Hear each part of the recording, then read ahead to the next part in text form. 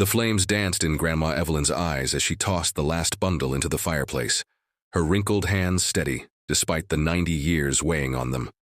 I watched from the doorway of her cluttered living room, the acrid smoke stinging my throat, while she leaned back in her armchair and smiled, a serene, knowing curve of her lips that chilled me more than the fire's heat. "It's done, Lily," she whispered, her voice like dry leaves rustling. "Now they can't touch it." That was 2 days before she slipped away in her sleep, leaving behind a will that named me sole heir to her modest estate. But the ashes of $2 million in crisp bills, they haunted my dreams, a puzzle wrapped in betrayal and secrets that would unravel my family thread by thread. Evelyn had always been the rock of our fractured clan, the widow who raised 4 children alone. After Grandpa's mill accident, the one who baked apple pies that mended arguments and told stories of her youth in the old country tales, laced with warnings about greed. I was her favorite, the granddaughter who visited weekly, listening as she reminisced about harder times. "Money's a chain, child," she'd say, her eyes distant. "It binds you to the wrong people." I nodded politely, thinking her quaint. But that night, as the fire crackled and consumed the fortune she'd squirreled away over decades, savings from her seamstress days, investments in stocks she'd cashed out quietly, I realized her words weren't folklore. They were a final act of defiance. The family descended like vultures after the funeral. My Uncle Victor, the slick realtor with his fake tan and sharper suits, arrived first, rifling through drawers under the guise of helping sort. Aunt Clara, his sister, hovered with her pearl necklace clutched tight, muttering about what she owed us. My cousins, grown and entitled, texted me demands for shares. Mom, Evelyn's youngest, just sat quietly, her face a mask of grief and something darker, regret. The reading of the will in the lawyer's stuffy office confirmed it. The house, some jewelry, a small bank account. No mention of the millions. Victor exploded. "She was hoarding, we all knew it," Clara nodded furiously. "After everything we did for her?" I stayed silent, the image of her smile burning in my mind. What they couldn't touch, and why smile as it all turned to ash? I couldn't let it go. That week, alone in her house, now mine, I sifted through her belongings.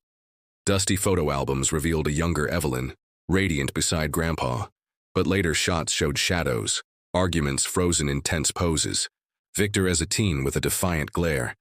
Tucked in a Bible, I found letters, yellowed envelopes from a man named Harlan, dated 1950s. "Your silence protects us all," one read. "The money from the mill fire, it's cursed. Burn it if I can't." Mill fire? Grandpa's death was an accident, or so we'd been told. Heart-pounding, I called Mom. "What happened to Dad?" Her voice cracked over the line. "An accident, Lily, don't dig." But she hung up too quickly, and I knew the fire that killed him wasn't natural. Arson? Insurance scam? Evelyn had covered it up, hoarding the payout as blood money. The deeper I delved, the more the house whispered secrets. A hidden compartment in her desk yielded a ledger, meticulous entries of deposits, withdrawals, all tied to the fund. Millions funneled through shell accounts, then withdrawn in cash. Victor's name appeared early on, loans never repaid, threats veiled in ink. "He took too much," Evelyn had scrawled in the margins, like his father. My uncle, the golden boy, had been bleeding her dry. I confronted him at the house, the ledger open on the kitchen table. "Explain this." His face paled, then hardened. She was senile, lies. But his eyes darted to the fireplace, and I saw the fear. "She burned it to spite us," he snarled, "to keep you from the truth." "What truth?" He stormed out, but not before dropping a bombshell. "Ask your mother about Harlan. He wasn't just an old friend." Sleep evaded me that night, the fire's glow replaying in my mind, her smile peaceful amid destruction. Was it vengeance? Protection? The next morning, a knock shattered the quiet. A stranger, mid-60s, with Evelyn's sharp cheekbones. "I'm Harlan's son," he said softly. "She left this for you." A key, small and brass. To what? My pulse raced. Whatever lay behind that door, literal or metaphorical, would change everything. Before we continue, we would like to thank all of you who support us by subscribing, liking, and sharing our content. The only appreciation we ask of you is that you subscribe, like, and share this video if you are not yet one of our subscribers. Thank you. Harlan's son, Marcus, waited as I unlocked the attic trunk, the key fit. Dust motes swirled like ghosts as the lid creaked open, revealing stacks of documents, photos, and a single unburned envelope. She trusted you, Marcus said, his voice thick with old pain, more than her own blood. Inside, Evelyn's confession handwritten in her looping script. The mill fire wasn't an accident.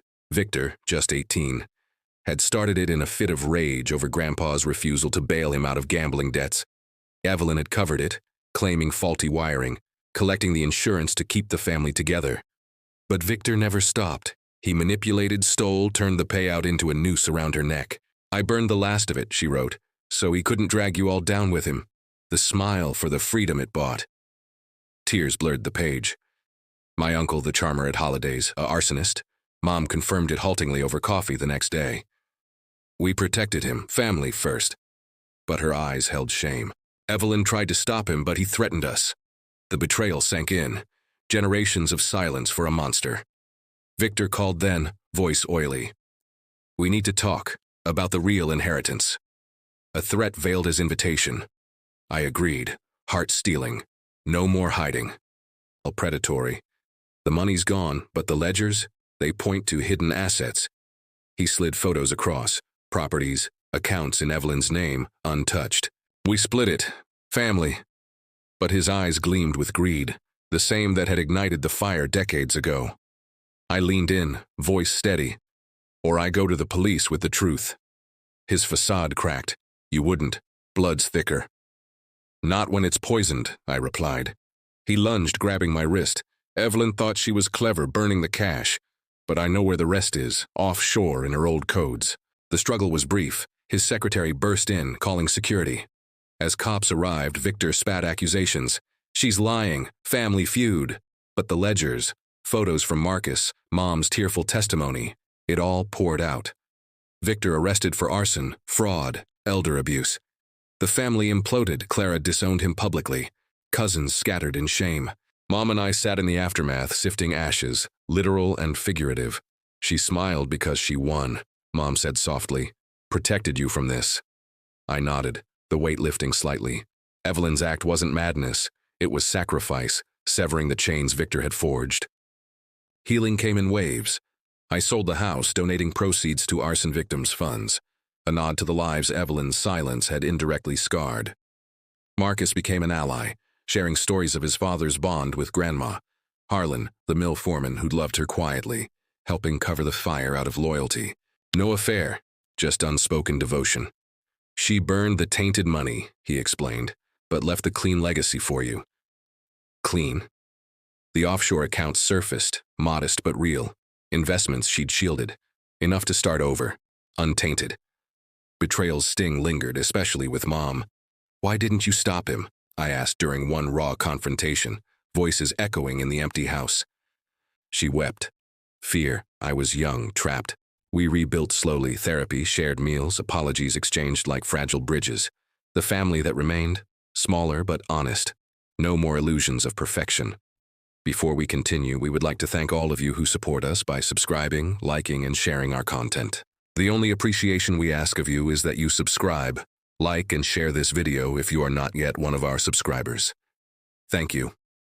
The shocking twist arrived in a final letter from Evelyn, postmarked before her death, found in the trunk's false bottom.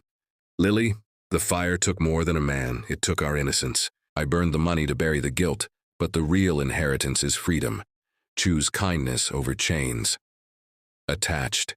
A deed to a small cabin by the lake, her secret retreat, stocked with journals of her life, triumphs, regrets, love for us all.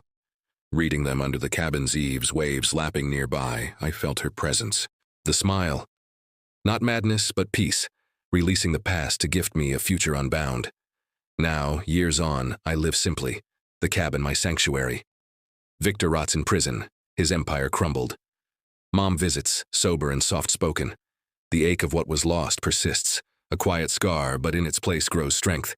Evelyn's legacy. Betrayal taught me. Families fracture, but we mend by facing the flames, not fleeing them. Her smile haunts no more. It guides, a beacon in the dark. Sometimes the greatest acts of love destroy what we cling to, so we can finally breathe free.